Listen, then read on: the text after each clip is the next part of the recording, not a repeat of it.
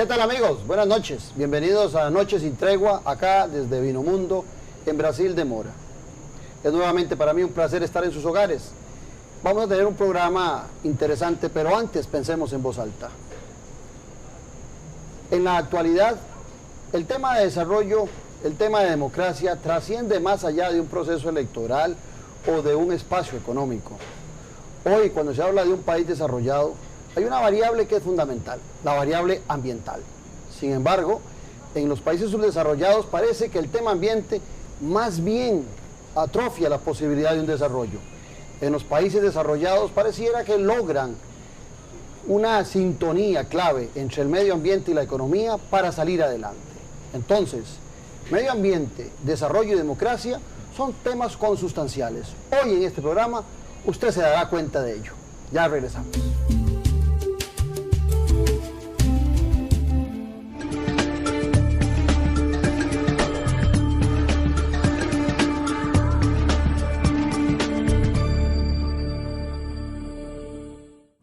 El tema ambiental hoy por hoy es fundamental en cualquier país que se precie de buscar el desarrollo.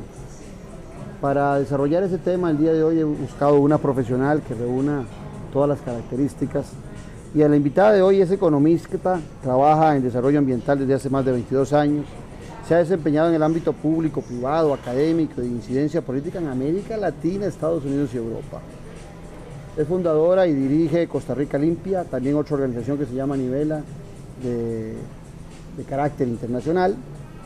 Es copresidente de la Plataforma Latinoamericana para el Desarrollo de Bajas Emisiones, máster y con un doctorado en la Universidad de Yale, más de 50 publicaciones.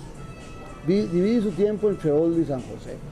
Me refiero a la doctora Mónica Araya Salas. Bienvenida, Mónica, un placer tenerla acá. Placer estar aquí, gracias por la invitación. Gracias por venir, salud. Salud. Y a usted que disfrute este programa, que yo sé que lo va a meter en un mundo que a veces no conocemos. Ya regresamos.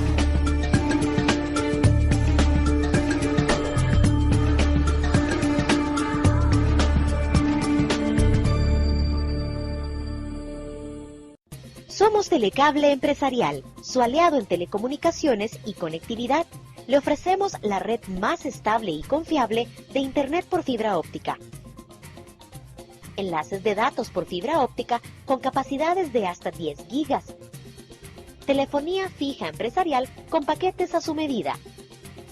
Y un gran portafolio de soluciones bajo servicios administrados. Telecable Empresarial, las soluciones tecnológicas que más le convienen.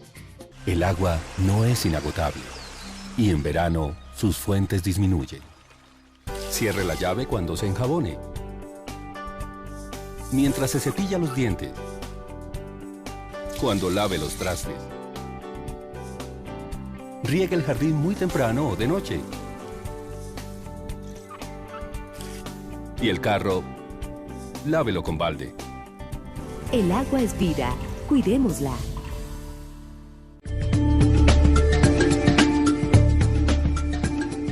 Bueno, Mónica, le decía yo a los televidentes que usted ha formado dos organizaciones, una que se llama Costa Rica Limpia, que es muy nacional, muy concentrada en nuestro país, y la otra que es Nivela, que es más de carácter internacional. ¿Qué hacen esas organizaciones? Cuéntenos.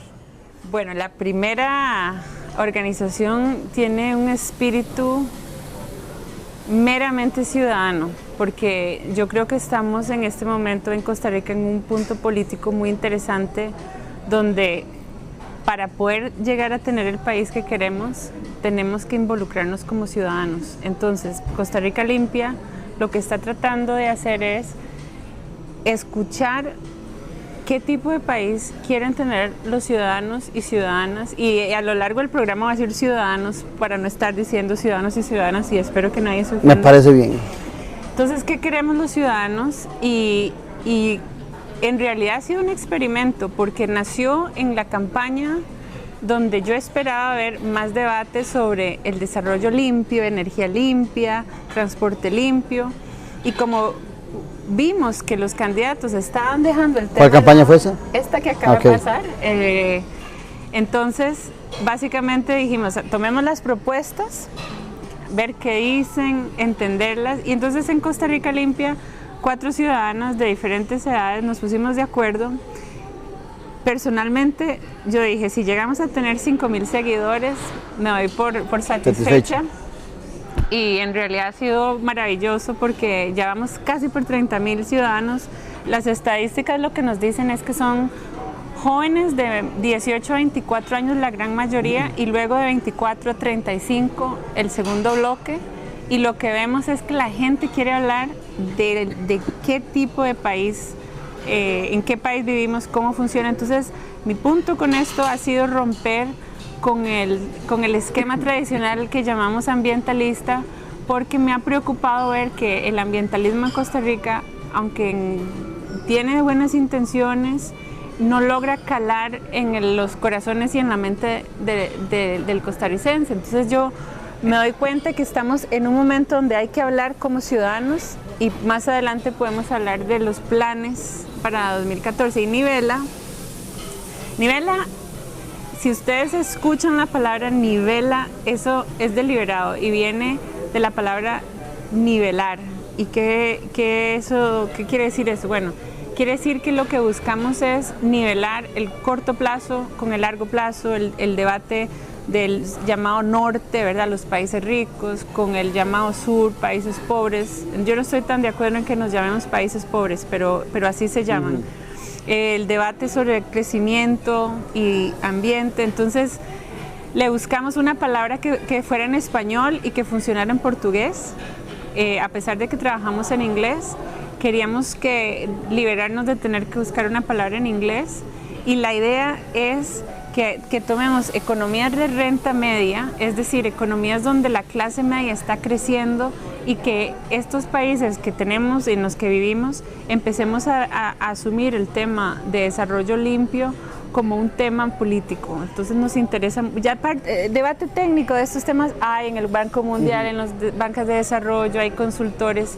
El vacío no está por el lado técnico, el vacío es en la parte política, y lo vimos en las campañas que estamos estudiando, en la campaña de Brasil, en la campaña de Costa Rica, en la de Chile, en la de Sudáfrica, en la de India. Nos dimos la tarea de comparar las campañas presidenciales y vemos que hay un patrón sistemático donde los políticos de nuestros países dicen, sí, nos interesa el tema ambiental, claro que sí, pero en la campaña, cuando hay que tener un debate de los candidatos, el tema queda excluido. Y tal vez podemos hablar de por qué vemos, y eso tal vez hasta me gustaría mucho escuchar de vos, si es miedo, si es rechazo, si es indiferencia a esos temas. Yo creo que nosotros por mucho tiempo hemos estado sesgados. Me gustaba mucho ahora que vos hacías referencia al desarrollo, que no te gustaba que nos dijeran países pobres, porque yo siempre predico que el desarrollo es integral y que cuando uno busca el desarrollo integral es posible que Costa Rica, desde el punto democrático, sea más desarrollado que Brasil, que Argentina, que países de Asia, hasta países europeos.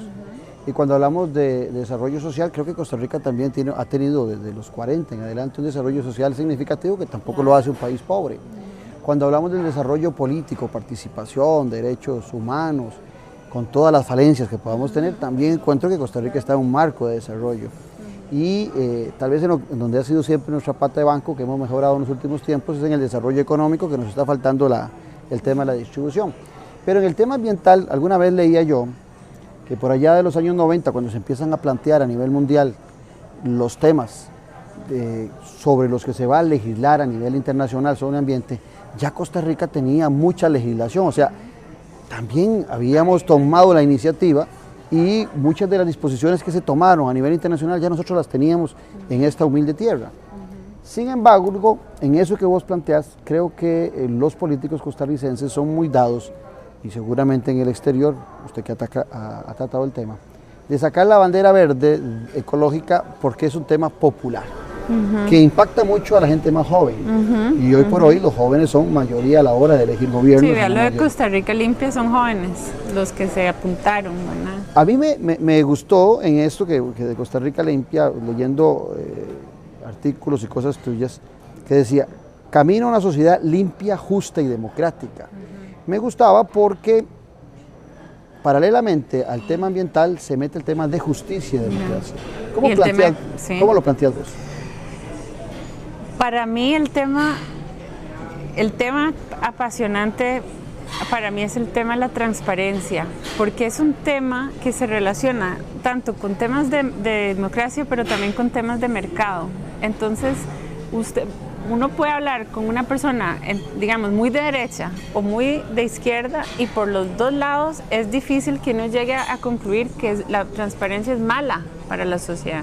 Entonces, si nosotros vemos la transparencia como algo que nos fortalece como sociedad, no hay que ser ni ambientalista. O sea, si uno dice, a mí me interesa la democracia, bueno, entonces seamos transparentes en cómo elegimos diputados, seamos transparentes en cómo elegimos ministros, seamos transparentes en cómo elegimos a los que van a tomar las decisiones económicas y sociales y de otra índole.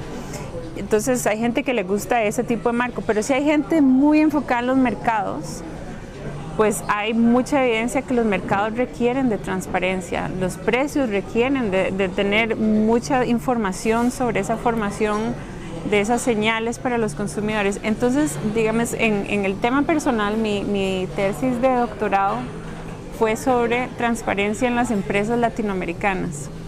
Entonces yo estudié empresas brasileñas, chilenas y mexicanas. Alguien me podría decir, ¿y usted cómo es que no hizo su doctorado sobre Costa Rica? Y mi respuesta es, bueno, estudié Costa Rica en la maestría, y también yo creo que es una responsabilidad de nosotros entender el barrio, y el barrio nuestro es latinoamericano, y Brasil, Chile y México son países que son primos para mi modo de ver. Entonces, ¿de dónde nace la pasión por los temas ambientales? Bueno, pero el punto es que cuando yo hice mi tesis de doctorado, ya yo era una persona muy metida en temas verdes, pero a mí me interesaron dos temas: el poder que le da a una ciudadanía las leyes de acceso a la información, o sea, uno poder saber en un país, poder entrar a una página de internet y que uno diga, yo quiero comprar una casa, ¿cuál es el cantón o la ciudad o la provincia más sucia para no ir ahí? Y que hay países donde uno puede saber no solo cuál es el cantón o la provincia más sucia, sino que públicamente hay un listado de quiénes son los que contaminan. Y como ciudadanos tienen el derecho a saberlo. Claro, transparencia. Transparencia. Entonces, por el lado de ambiente, yo vi ahí un vínculo muy fuerte. Y por el lado de los mercados, me apasionó el tema del derecho a la información que tiene un accionista. ¿Por qué? Porque es muy poderoso ese instrumento. En la medida en que una persona es accionista de una empresa y se le dan derechos a la información, ese accionista puede irse a la empresa de la cual es dueño un poquito y decirle, por cierto, ¿cuáles son las inversiones que estamos haciendo? Y como accionista tiene derecho a preguntar. Y nosotros, no sé ahora, pero yo siempre he tenido la impresión que en América Latina uno se puede meter en problemas por preguntar mucho, ¿verdad? Entonces, el punto es que, volviendo Costa Rica no tanto. En el tema del tema democrático, yo lo que me he dado cuenta es que el ambientalismo de Costa Rica se ha quedado, y lo digo con mucho respeto, yo sé que hay gente muy seria en el movimiento ambientalista, pero me da la impresión que se ha quedado en una burbuja que ha quedado en una burbuja de conflicto. No ha habido ese tema, una plataforma de diálogo, y ahí con eso cierro la idea. Para mí la forma de romper eso es teniendo diálogos no de temas ambientales, porque no va a ser realista que el país debata el tema ambiental como tema país, sino debatir qué tipo de país queremos, y en la medida en que tengamos un debate sobre desarrollo, entonces eventualmente vamos a caer en si queremos un desarrollo limpio, sucio, pero entonces tiene que ser un debate más amplio y no tiene que ser solo con gente del sector ambiental o ambientalista. A eso quería llegar. Vos con frecuencia estás a nivel internacional dando conferencias sobre estos temas. A veces en mi país, en Costa Rica, yo siento que el tema ambientalista ha sido raptado por la izquierda y que en alguna medida los movimientos de derecha se han ido metiendo poco a poco en ese espacio que los partidos verdes, que en Costa Rica aún no hay, en otras latitudes han tomado como propio. Sin embargo, yo soy de la tesis que a veces en esas exageraciones que se dan, ya te lo había planteado vos, en el ambiente, algunos nos quieren devolver a la época de Tarzán. Prácticamente quiere que vivamos en un árbol, que andemos con taparrabo, que durmamos con chita, y yo creo que eso no es el tema. Cuando hay impacto ambiental, desde que el ser humano existe, yo creo que empieza a generar un impacto ambiental. El problema es cómo logro yo detener ese impacto ambiental. Yo veía que vos hablabas en tus escritos de estrategias de bajas emisiones y hacías referencia a que había que cambiar esa agenda de carbono neutral que nosotros teníamos, que había cierta hipocresía en lo que estábamos planteando y que ya estaba además caduco lo que estábamos planteando. Entonces, explícanos por qué. Yo pienso que ahí se puede usar una imagen y para mí la imagen más tangible es la imagen de los teléfonos. O sea, si yo recuerdo mi niñez, lo que había era una caja en la casa, ¿verdad? Y uno llegaba, marcaba y si se equivocaba era un problema porque había que marcar, ¿verdad? Entonces el teléfono con un cable. Un colocho. Y entonces, en ese momento, cuando uno tenía esa caja enfrente, la idea de un teléfono inteligente que tomara fotos, que hiciera videos, que tuviera aplicaciones... Solo los supersónicos, lo veía uno, aquella fábula. No había forma de visualizar eso porque lo que teníamos era el teléfono aquel, ¿verdad? En el caso, yo creo que eran verdes y rojos. Entonces, beige también, sí, a veces uno con el lapicero, ¿se acuerdan? Entonces, a mí me interesaba mucho el tema de la diferencia entre el cambio incremental, ¿verdad? Cambiecitos y los cambios transformativos, ¿verdad? El teléfono inteligente fue un cambio transformativo en la sociedad que vivimos, la sociedad que conocemos. Ahora no nos imaginamos la vida sin estos aparatitos.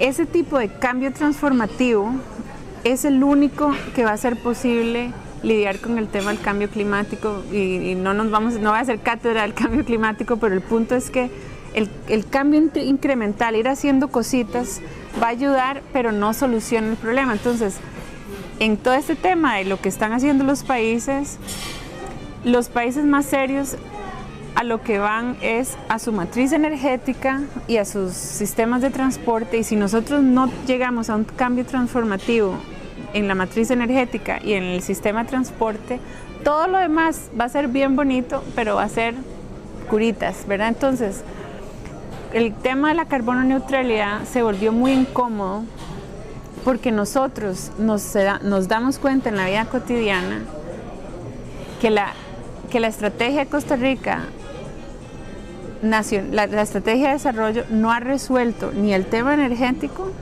ni el tema de transporte. O sea, yo incluso para llegar aquí esta noche me quedé pegada en un peaje como 20 minutos y después hubo un choque y toda esa gasolina y todo ese tiempo nadie me lo va a devolver. Y es un producto importado, peor. Entonces, cuando uno se da cuenta que en Costa Rica no tenemos resuelto el tema del transporte y que es un tema, no es técnico, es político, y no hemos resuelto el tema de la generación de electricidad renovable, que en nuestro país, por una de las razones que todos conocemos, decir generación privada de renovables para muchas personas es algo hereje. Ahí nos damos cuenta que tenemos una gran conversación pendiente como país de qué vamos a hacer. Entonces, la carbono neutralidad entendida como una estrategia del MINAE se ha convertido, con todo el respeto a los que trabajan en el MINAE, es básicamente una forma de atraer fondos de cooperación de Alemania, de Japón, y hay cosas maravillosas, y cuando la gente las pone en Facebook, 1000 likes, ¿verdad? Porque traen un taxi híbrido o porque se hacen cosas que son buenas, pero son cambios incrementales que no llegan a la escala del debate serio que tenemos que tener de qué vamos a hacer con el transporte de Costa Rica. Y de nuevo, yo estuve el martes pasado con unos empresarios y venían de cámaras del transporte de carga y de transporte vehicular y yo lo que veo ahí es una gran oportunidad de desarrollo.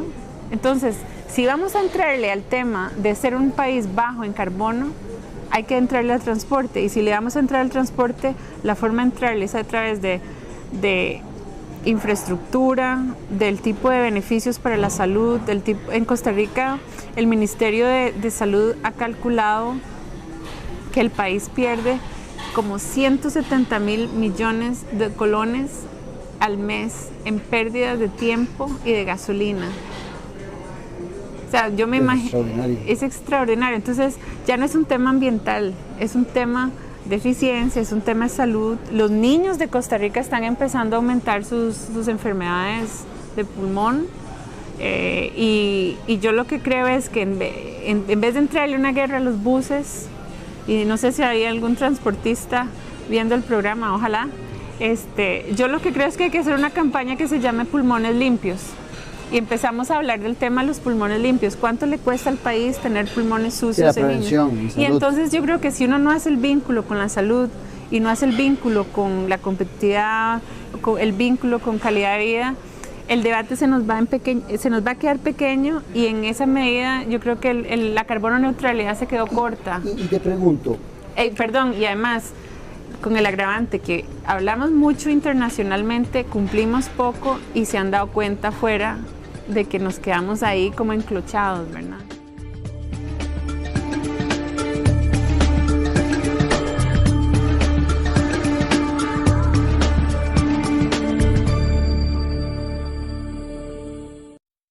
Lávese las manos con frecuencia. Quien se lava las manos al menos 5 veces por día reduce a la mitad las enfermedades respiratorias. No basta con hacerse un lavado rápido. Use jabón antibacterial. Restriegue entre los dedos y enjuague con abundante agua. Lávese debajo de las uñas todas las noches. Ese lugar es el escondite perfecto para los gérmenes y el 75% de la mugre está ahí.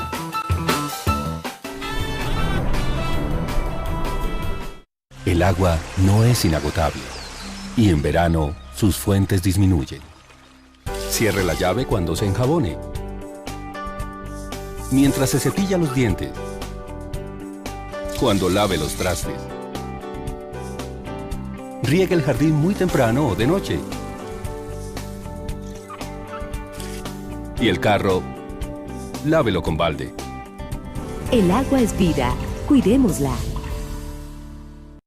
Por ese miércoles que costó tanto madrugar, por aquel desastre que nadie esperaba limpiar, por las horas extra después del trabajo, o simplemente por ser la última en ir a dormir, usted merece el mejor crédito, Creditón Popular. Para disfrutar las vacaciones o cumplir sus propósitos de año nuevo, solicite su préstamo hoy mismo. Llámenos al 2202-2020 en cualquier parte del país. Obvio, con el Banco Popular. Promotor nacional de la Copa Mundial Femenina Sub-17 de la FIFA Costa Rica 2014.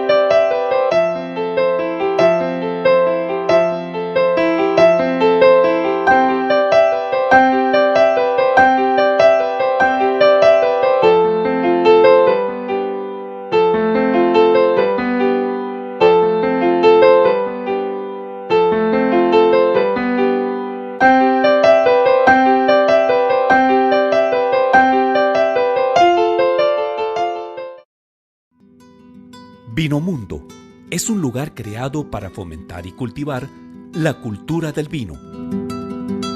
Nuestra gastronomía se define como fusión mediterránea. Esta gastronomía va acompañada con la experiencia del chef Rodrigo Salazar. Es un sitio único en el país, el cual posee la infraestructura que asemeja a la arquitectura clásica europea, la cual nos transporta a un mundo vinícola. Cuenta con varios ambientes para disfrutar, en los cuales cada momento será único. Además del restaurante, Vinomundo cuenta con 2 cavas, Los Secretos y Las Historias, además de un salón de eventos. Vinomundo, donde el vino se toma con el alma. Para más información puede llamar al teléfono 2249-4715.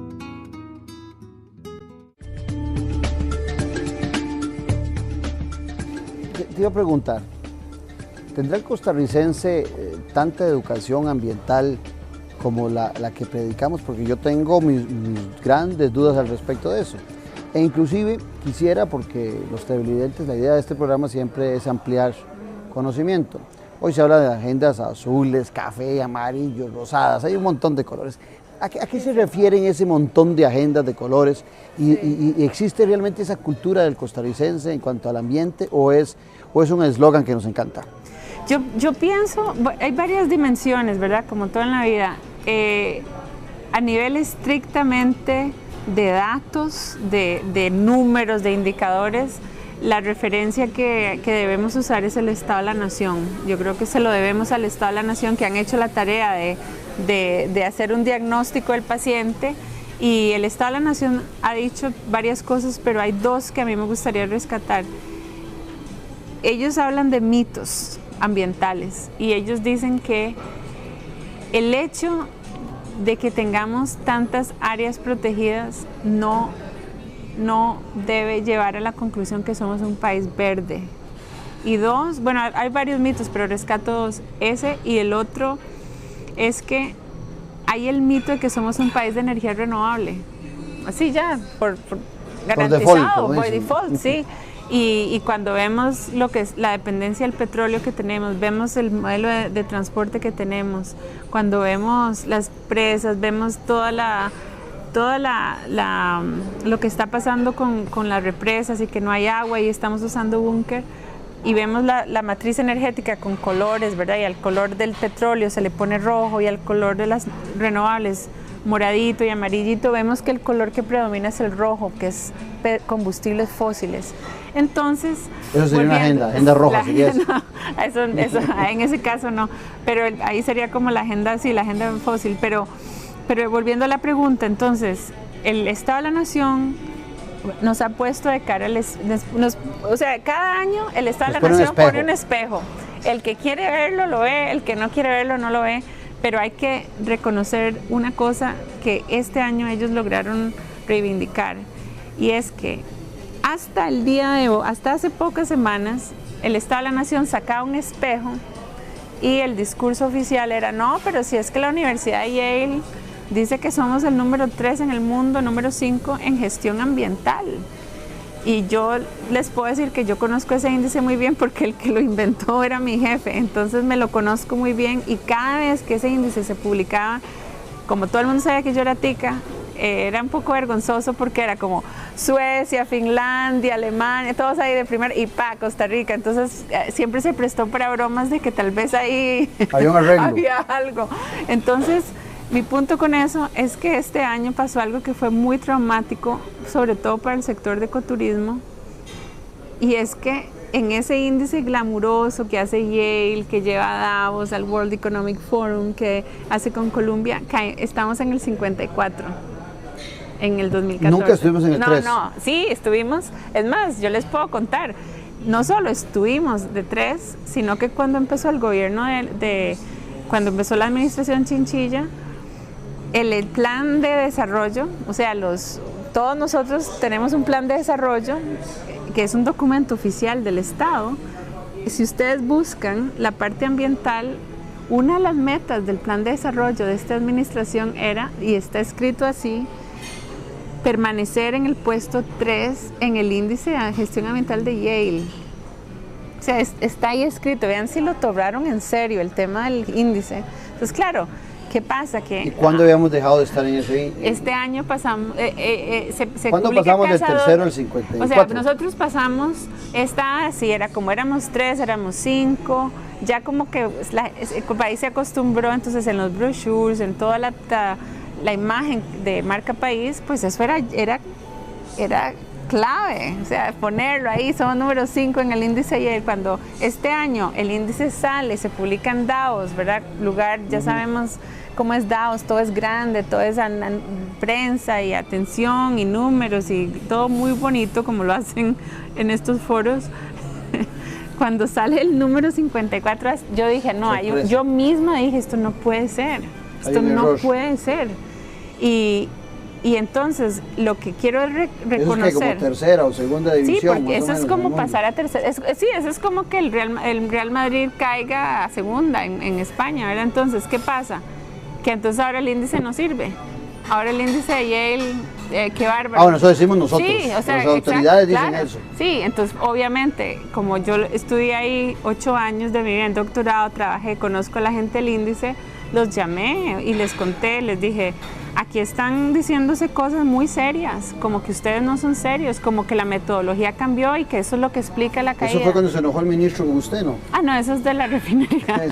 Sí, Hablando de doble discurso, pero eso ya hay que dejarlo en el pasado porque viene un nuevo gobierno, pero el punto de todo lo que venimos hablando es que hay un doble discurso y eso es preocupante porque eventualmente se nos va a venir en contra. ¿Cuántas agendas son? Normalmente se dice que está la agenda verde, que por lo general es la agenda de la biodiversidad. Ajá. Y en esa agenda el país ha desarrollado temas interesantes, hemos metido goles y hay que estar muy orgullosos de lo que hemos logrado, pago de servicios ambientales, toda la agenda verde. Digamos que va ahí caminando. Sí, ahí hay un tema con el agua, pero digamos esa sería la mejor de todas, la verde. Sí, la agenda verde es la agenda que nos ha caracterizado en el mundo porque hay toda una historia muy, muy positiva, el único país que logra revertir la deforestación, el país que le paga a los ganaderos para que no corten árboles y los ganaderos dejan de cortar árboles. Estoy simplificando, pero digamos, el tema de contar la historia país es una historia que enamora. Entonces, ¿qué pasa? Que esa historia creció a un punto que entonces se creó una narrativa política de que somos líderes mundiales en medio ambiente cuando vemos, y claro, entonces vienen a ver. Yo vine a hablar usted con hoy, me trae corbata verde pensando que éramos realmente verdes. Entonces, volviendo a los ciudadanos, no es de extrañar que si hay encuestas de opinión y a la gente se le pone un micrófono o un papel y la gente le dice, ¿usted se considera verde? Sí. ¿Costa Rica es un país verde? Sí. ¿Costa Rica debería hacer más por el medio ambiente? Sí.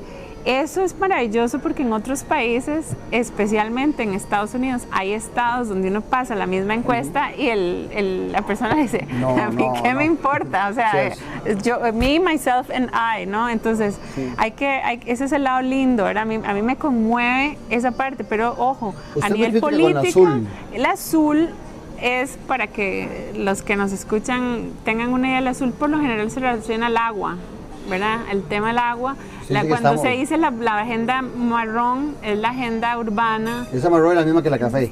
Sí, la café es la agenda del transporte, el tema urbano, y ahí es donde hemos estado vergonzosamente atrasados. Entonces, ¿qué pasa? Que lo curioso a nivel político, ¿verdad? Lo que a mí nunca me ha calzado a nivel de narrativa política interna es ¿por qué no vemos? Tal vez ahora el nuevo presidente con su carisma y que la gente lo quiere, tal vez lo intente, no sé, pero yo pensaría que en un país donde hay congestión, la calidad del aire se está dañando, el agua está en problemas, hay un terreno muy fértil a nivel político para crear una agenda y un discurso de que vamos a salir adelante haciendo inversiones que garanticen agua limpia y agua suficiente para el sector privado, ¿verdad? Si no hay agua, no hay producción, porque el agua es la que genera electricidad en este país. ¿Y hay algún otro color de agenda?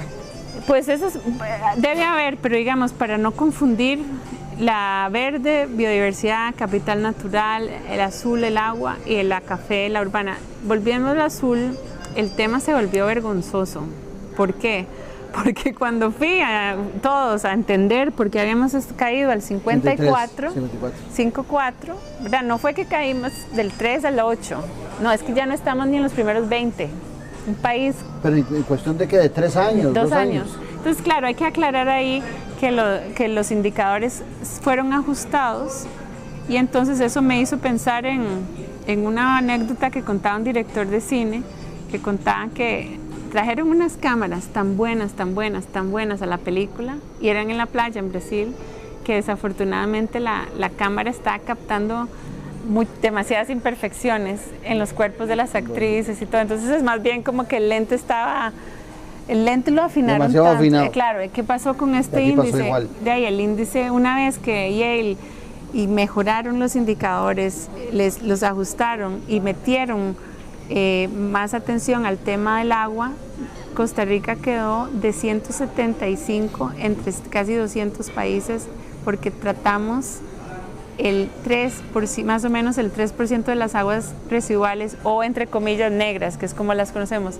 Cuando uno se da cuenta que en pleno siglo XXI nosotros nos acostumbramos a tener ese tipo de enfoque, obviamente, como sabemos, lo que pasó fue que pasó lo de Yale el martes, se hizo el burumbum en las redes, el viernes el gobierno salió a anunciar unas plantas de tratamiento que se van a hacer, no sé si ustedes se acuerdan, pero esa no era la gracia de esto, era la gracia es decir, bueno, si hay un vacío en el tema del agua, y entonces ahí es donde vemos que los costarricenses todavía no hemos llegado a ese punto donde decimos, sí, la verdad es que no estoy reciclando, la verdad es que yo tiro el agua, entonces yo creo que en comparación con otros somos más verdes, pero nos hace falta hacer una agenda, para mí, no tanto ni verde ni azul, sino una agenda política. Cuando la gente en Costa Rica Limpia nos dice, ¿qué puedo hacer? ¿Cuál es la respuesta que se les da a los ciudadanos? Vea, recicle, apague las luces y ayúdenos a limpiar una playa. Más o menos por ahí anda la cosa. Yo lo que creo es que, aunque sí hay que hacer esas cosas, ya no da para eso. Yo lo que quiero decirle a los ciudadanos y lo que vamos a hacer como Costa Rica Limpia va a ser cosas desde, dígame de qué provincia viene y vamos a ver qué están haciendo sus diputados en esa provincia. Yo recuerdo, y seguro el televidente, no sé si lo tendrá presente, pero ahora que vos hablabas de política, recuerdo que en alguna ocasión, a mediados del año pasado, a finales, apareció la posibilidad de que usted fuera vicepresidenta del país, con el doctor Rodolfo Hernández. Y entonces yo decía, pero ¿cómo el candidato va a escoger a una vicepresidenta y si le pasa a él algo, claro, si le pasa a él algo, no se da cuenta que esta muchacha sería la que tendría que tomar todo el poder de la República y no tiene la experiencia suficiente para el país. Era así efectivamente, no se sintió usted, porque ahora que hablábamos de que a veces el tema ambiental es utilizado como una banderita para conseguir votos, no, en ese momento no se prestó usted también para esa banderita, o realmente había un proyecto ambiental y de energías limpias. Yo creo que fue una mezcla y podemos, esa pregunta tiene varias dimensiones porque ahora es que abril 2014, ya sabemos que ganó don Luis Guillermo y además sabemos que de todos los escenarios que había es un escenario súper positivo, ¿verdad? Cuando esta discusión se dio, cuando esta discusión se dio inicialmente, ni siquiera se sabía quién iba a ser el candidato del PAC. De hecho, en esa época, porque casi más fuerte Rodolfo, que se puede claro, decir una época que pareciera que es hace más de un año, aunque no lo es, en esa época lo que se sentía en la temperatura política de Costa Rica era que había un candidato de Liberación que podría ganar porque era lo que decían las encuestas y que la única posibilidad que había... era la interpretación que le daban las encuestas. Bueno, claro, pero digamos ustedes... Yo nunca lo vi ganando. Claro, pero ustedes tienen un lente ahí que no tiene... Pero el ciudadano le metieron Pero el esa idea. Ciudadano, sí. Si uno preguntaba, la gente decía, hey, sí, va a ganar Araya. Entonces, en ese momento, lo que yo recuerdo es que había una persona X que no era corrupto, porque para mí el tema de la corrupción siempre ha sido muy importante, y que empezó a hablar con un tono de social cristiano como de los de antes, ¿verdad? Que no era la agenda solo lo de competitividad y tal, sino que era como volver el tema a la agenda de salud. Entonces, independientemente de lo que ellos podían haber pensado, yo puedo hablar de lo que yo pensé, que es lo que es lo que no me puede contar nadie, porque era lo que yo tenía en la cabeza, entonces lo puedo contar yo. Yo lo que vi fue una oportunidad de encontrar una forma de vincular el tema de cambio climático con el tema de salud, porque en eso sí hubiera habido credibilidad. Si a este candidato le hubieran puesto a hablar de modelo exportador de tecnología y cómo rescatar Intel, uno diría, ¿verdad? Sí, es un como tema que complicado. no. Bueno, eso por un lado. Segundo, en lo personal, yo siempre creí que Rodolfo Pisa hubiera podido ser un vicepresidente. Hernández. Bueno, Pisa. Pisa. Bueno, sí, ustedes eran los dos vicepresidentes. Sí, y que yo siempre pensé que... Yo siempre vi eso como un triángulo, en el sentido de que nunca me dio la impresión que hubiera sido un modelo como el que va a haber, que es un candidato, digamos, que tiene tal vez ideas muy claras. Yo me imagino que eso hubiera sido un modelo muy consultivo. Sí. Claro, ahora que sabemos todo lo que pasó y que hubo una renuncia y luego se vino una semana de malas y malas y malas decisiones, obvio que viendo para atrás la idea es absurda. O sea, yo misma digo, el escenario de Luis Guillermo Solís es el escenario que para mí es el que conviene más.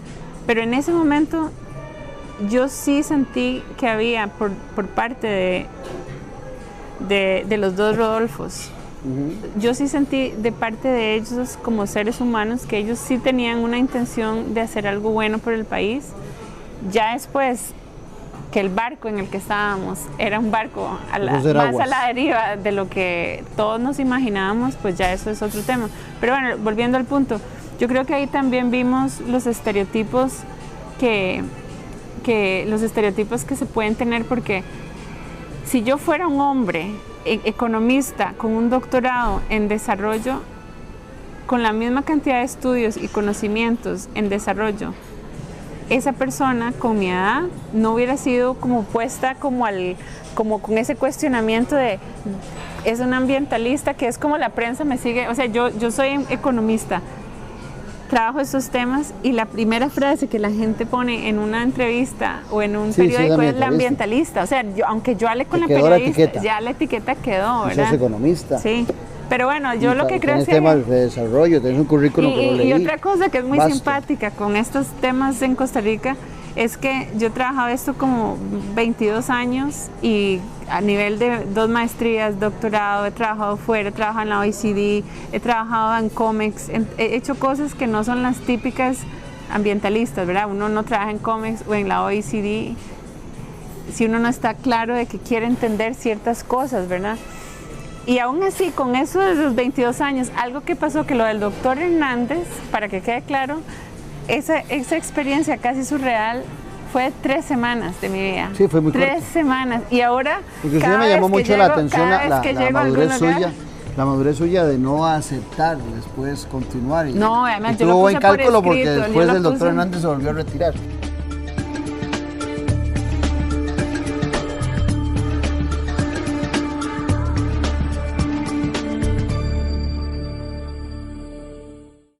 Somos Telecable Empresarial, su aliado en telecomunicaciones y conectividad.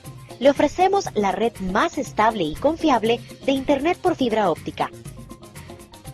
Enlaces de datos por fibra óptica con capacidades de hasta 10 gigas. Telefonía fija empresarial con paquetes a su medida.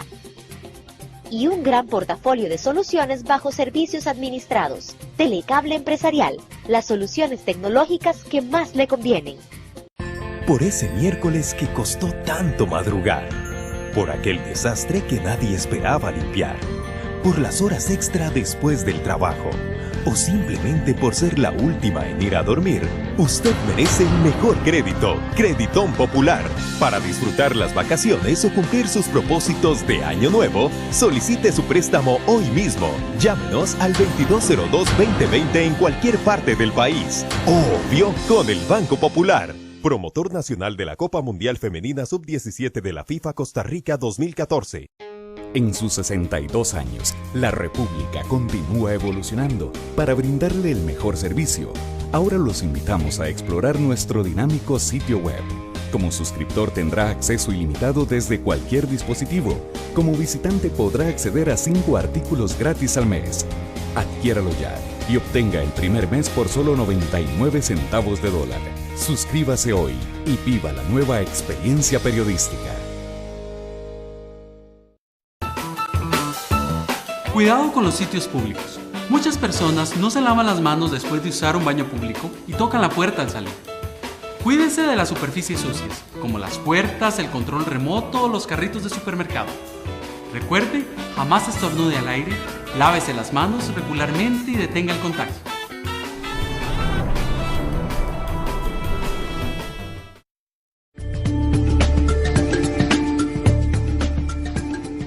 Desarrollo y democracia. Pero usted mete ahí la espada con energías limpias. Usted me dice que en este gobierno de doña Laura Chinchilla, que está por terminar, se cayó del 3 al 54. Usted conoce esa agenda. Y dice que ahora tiene ilusión con don Guillermo Solís. ¿Conoce la agenda en estos temas de Guillermo Solís? Yo lo que sé es que en Costa Rica Limpia nosotros tomamos los 5 programas, ¿verdad? En ese momento había más, sí, pero había que tomar algo. Entonces tomamos los 5, analizamos los 5 en tablas por temas e hicimos una campaña ciudadana que se llamaba 13 días, 13 temas. 13 días antes de la campaña, de la elección del 2 de febrero, tomábamos un tema y poníamos las caras de los 5 y poníamos refinería, gas natural, agua, y poníamos, esto es lo que dice Johnny Araya, esto dice Rodolfo Pisa, tal.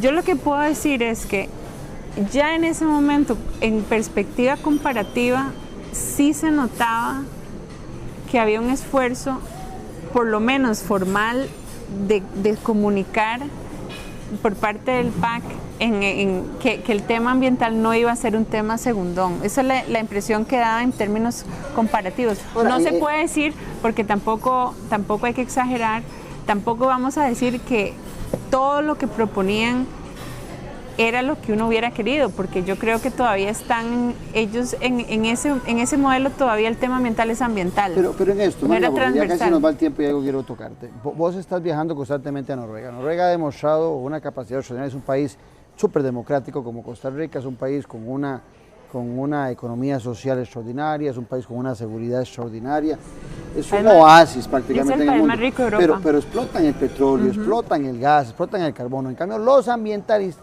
y son mucho más ambientalistas que nosotros, en cambio, los ambientalistas nuestros no quieren que se haga nada. Usted me dice que el tema de energías limpias, pero pareciera que aquí, si no se hace con el sector privado, hay que dárselo al Estado. El Estado no tiene capacidad, entonces no se hace, nunca se hará. El petróleo es un tema aquí casi como el anticristo. Es tan así, ¿por qué otras naciones pueden y nosotros no? Bueno, ese es el tema de esta década. Yo pienso que independientemente de Costa Rica y de Luis Guillermo Solís y de nosotros aquí, de lo que estemos conversando, hay un debate global sobre el tema de los combustibles fósiles, que son petróleo, carbón y gas natural. Y en este momento lo que sabemos es que esos combustibles, quemarlos, no dan para crear desarrollo de aquí a los próximos 100 años. ¿Por qué? Porque se va a destruir las ganancias de desarrollo con los impactos. Entonces, una de las cosas que nosotros no hemos trabajado suficiente en Costa Rica, porque nos quedamos con el discurso del carbono y de compra y venta de créditos de carbono, son los impactos del cambio climático. Entonces, ¿qué pasa? Que Punta Arenas, Limón son provincias muy vulnerables, Centroamérica es muy vulnerable. No sé si sabías que Pala es probablemente el lugar más vulnerable de Costa Rica. No, sí. Sí. Entonces el agro, ¿Qué lo hace vulnerable? Pues muchas veces es la ubicación, hay partes de Costa Rica que van a ser vulnerables porque ya tienen sequía y van a ser más secas, otras partes ya son propensas a las inundaciones, se les van a inundar más. Entonces, ¿qué pasa? Que para mí ahí hay un tema que no estamos conectando con el tema de los combustibles fósiles. ¿Por qué? Porque hace poco alguien me decía, es que vamos a hacer un hospital en Punta Arenas, y una persona que está en la mesa, que sabe mucho de riesgo y de cambio climático, me volví a ver y me decía, probablemente van a hacer el hospital en un lugar donde algún día ahí se va a inundar eso, ¿verdad? Entonces, a mí lo que me parece es lo siguiente, y es un punto que va a parecer un poco abstracto, pero lo voy a aterrizar bien. Hace 200 años la sociedad tenía un debate muy parecido. Era el tema de los esclavos. Había gente que dijo, ¿saben qué? Yo no quiero un mundo con esclavos. No creo que es bueno para nosotros. ¿Y por qué vamos a estar comprando productos que están hechos por esclavos? Y había gente que decía, ¿y porque siempre ha habido esclavos? Y siempre ha habido y siempre va a haber, y apáñese porque eso no va a cambiar. Y esas personas que empezaron a decir queremos una sociedad sin esclavos, tuvieron que esperar como 200 años para que, o por ahí, para que alguien un día dijera, no, ¿saben qué? No queremos esclavos. Y hubo toda una campaña ciudadana que empezó en Inglaterra y eventualmente llegó a Estados Unidos, y en esa época no había Facebook, pero sí había, y los dibujos, si hagan Google, están los dibujos que hacían para demostrarle a la gente, esto no tiene sentido económico, vea que aquí nosotros podríamos generar empleo, y al final ganaron el argumento. Entonces, yo estoy profundamente convencida que nosotros como sociedad del siglo XXI sí vamos a llegar a una generación de electricidad y de transporte que no va a ser a través de los combustibles fósiles. Si eso va a ocurrir en el 2020... que va a aparecer ese Martin Luther King, o va a aparecer, pero hablabas de los negros y de la esclavitud. Ya entendí, entonces sí. va a aparecer alguien. Claro, como pasó en el apartheid cuando Mandela se fue a la sociedad surafricana y les dijo, ¿saben qué? Sí se puede vivir en un país sin el apartheid, y al principio todo el mundo, bueno, estuvo encarcelado, no por casualidad. Entonces, mi punto es este: todo indica que vamos hacia un mundo que va a ir eventualmente haciendo esa transición, pero no sabemos cuándo. Entonces, la apuesta país tiene que ser una apuesta que cree condiciones para no amarrarnos más a los combustibles fósiles, sino que ir como está haciendo Noruega. O sea, Noruega, que es petrolera, tiene gasolina cara, es el país que tiene la mayor cantidad de compras de carros eléctricos, tiene transporte público, y no es que uno va a Noruega y están ahí vendiéndole a uno una sociedad como en otros países de Oriente Medio que más bien se aferran al petróleo, ¿verdad? Entonces, mi punto es que como visión país, visión política, a mí me parece que lo que queda pendiente es hacer escenarios energéticos con el sector privado, con el sector académico, abiertos como se hacen en Chile. Es que aquí en Costa Rica hasta eso no lo estamos, es como no, los hace el ICE y punto. Pero ¿cómo que punto?